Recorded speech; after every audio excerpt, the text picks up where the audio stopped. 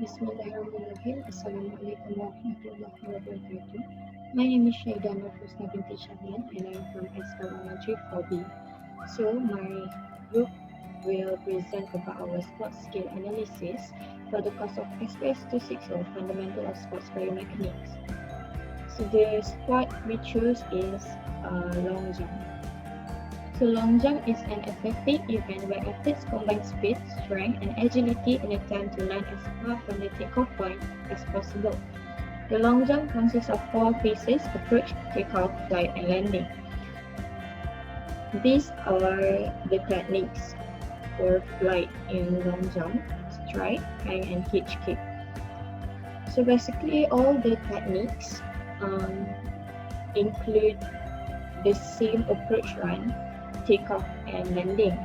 So the difference can be seen at the flight phase.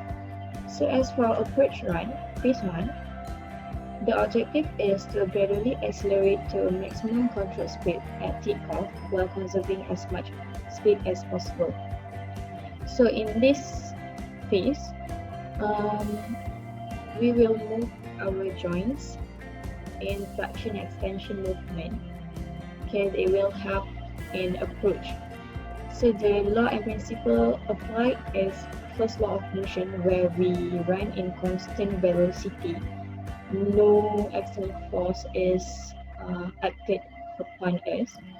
And that law of motion, where we act a force and we react to a force, which is the air resistance.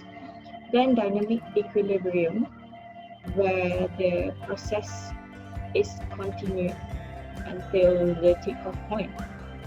So critical features is a runner will not move to other direction until his legs cross against the ground.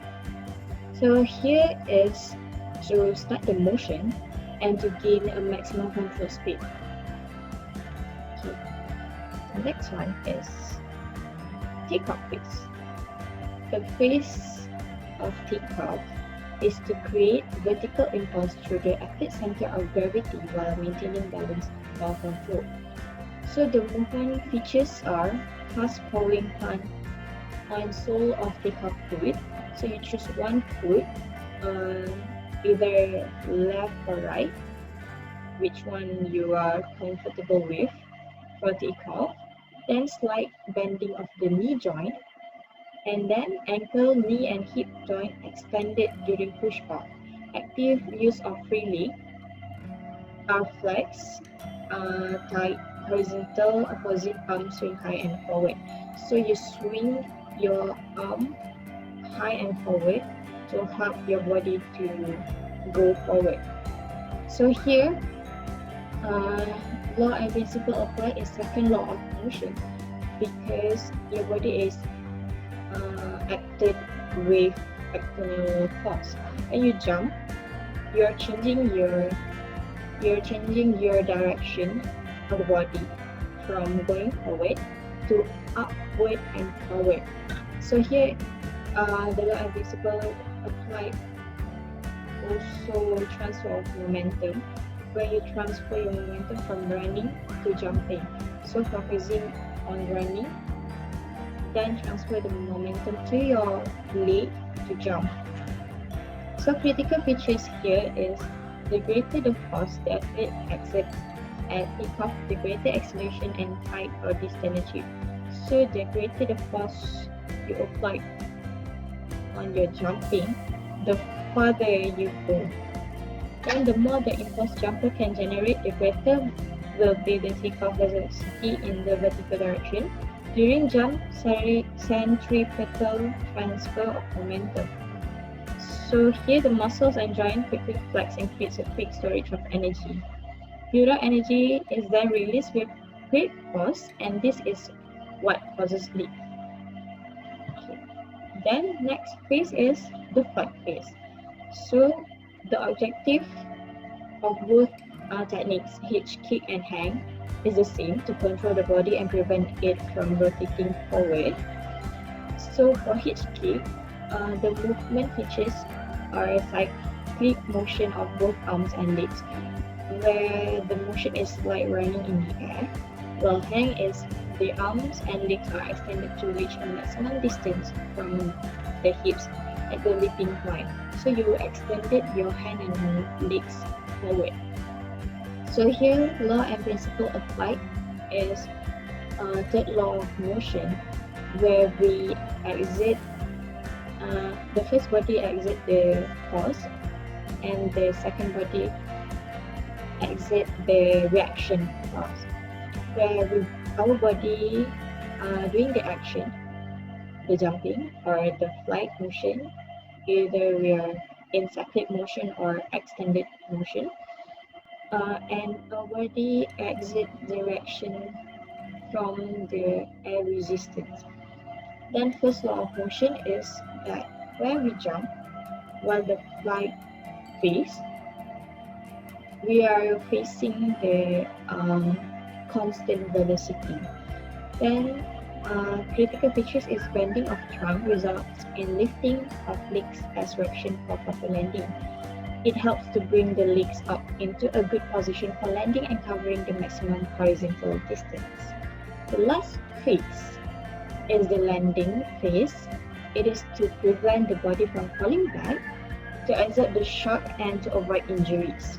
So the features are legs drawn forward, snatching at the air, arms swing forward on contact with the ground, knees bend quickly, and pelvis moves forward. So here, your leg will extend it forward so that you will land on your feet first.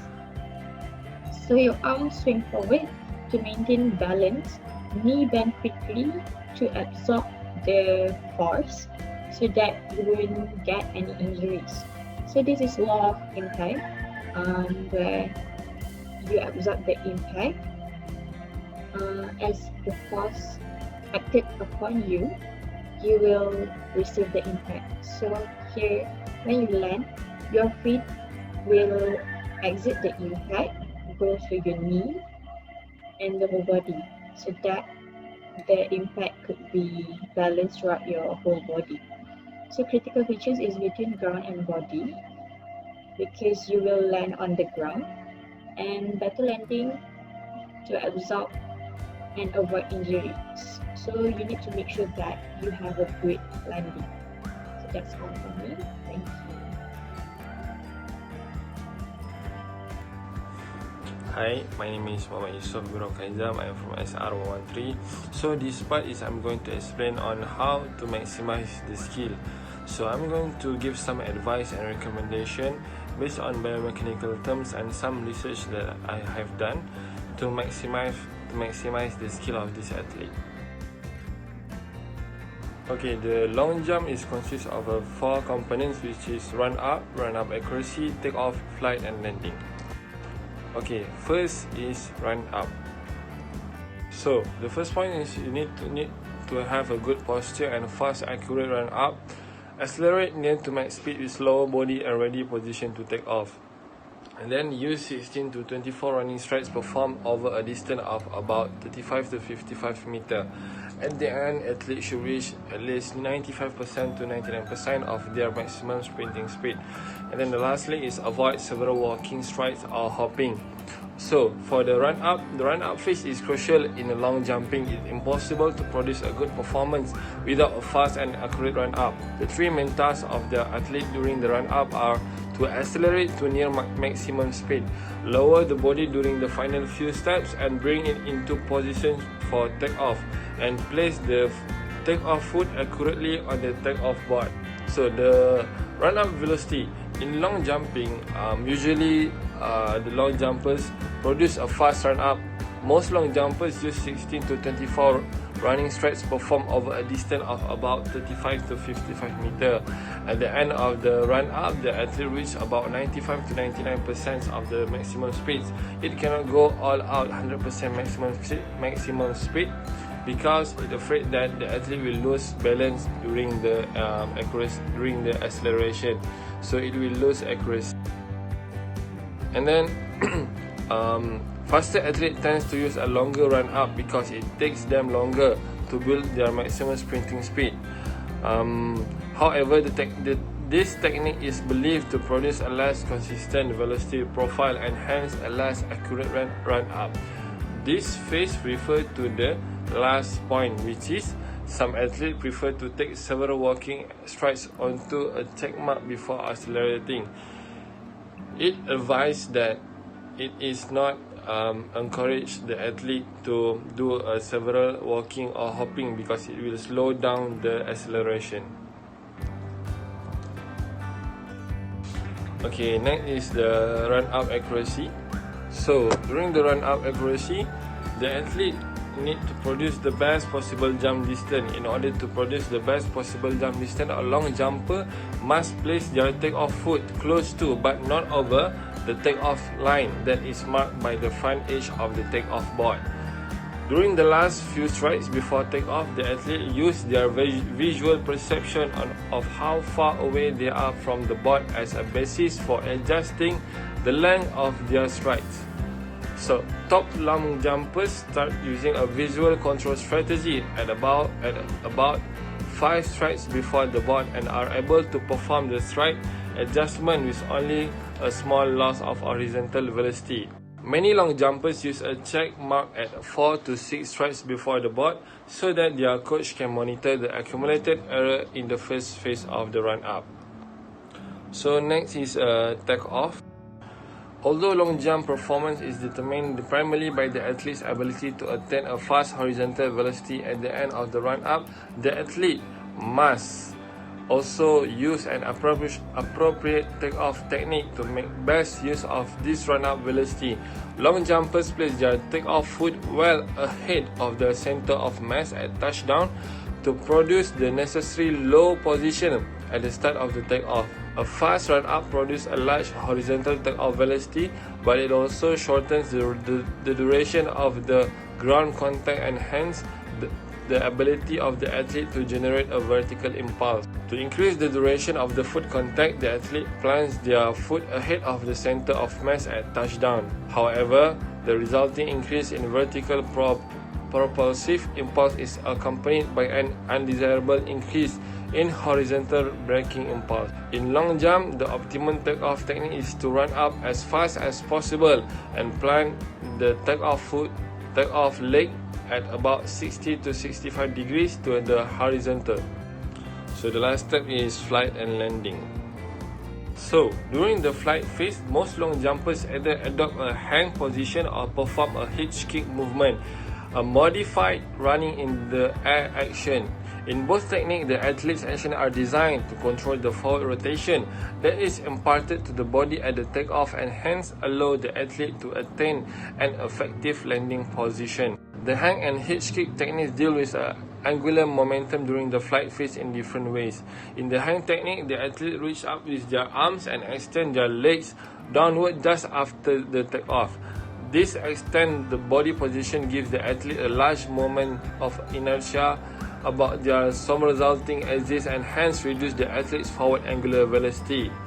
The hitch kick technique involves using the motion of the arms and legs to evoke a contrary reaction of the trunk, thereby maintaining the athlete's upright posture in the air. The athlete rotates their arms and legs forward in a movement that is similar to running. If the athlete doesn't practice this kind of action, it might happen that the athlete will lose balance and rotate themselves. Okay, for the conclusion, nowadays we can see that sport skills analysis has rapidly developed and expanded as a scientific discipline. We can say that this scenario is happen in every sport. Also, sport skills can optimize athletes' performance and to gain the competitive edge among the athletes. So, it is also able to provide athletes with constructive feedback that they can learn from.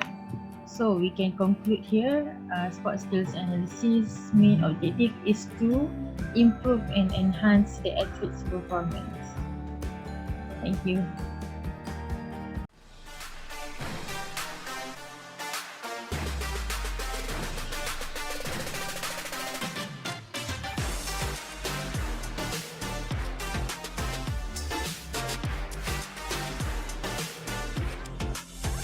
When the athlete is running, which is at the approach phase, the angle of the leg before step on the floor is 42 degree, which help him to increase the speed. When the leg nearly touch the floor, the angle changed to 52 degree. The hand that parallel with the leg is back, which show the angle of 96 degree, while the other hand is 81 degree. B is to control the balance and momentum while running, and at the same time it will increase the speed of the athlete while running. Here show that the athlete reach the mark with straight knee. Is to help him push all the energy toward the leg and produce power to jump as far as he could. In the flight phase, the athlete bend his leg to 87 degree and start change the degree of both legs to 56 degree. Here, he tried to control the weight by pushing all the weight from back to front. When the athlete near the floor, he will start bending his back to 45 degree, so the leg can step farther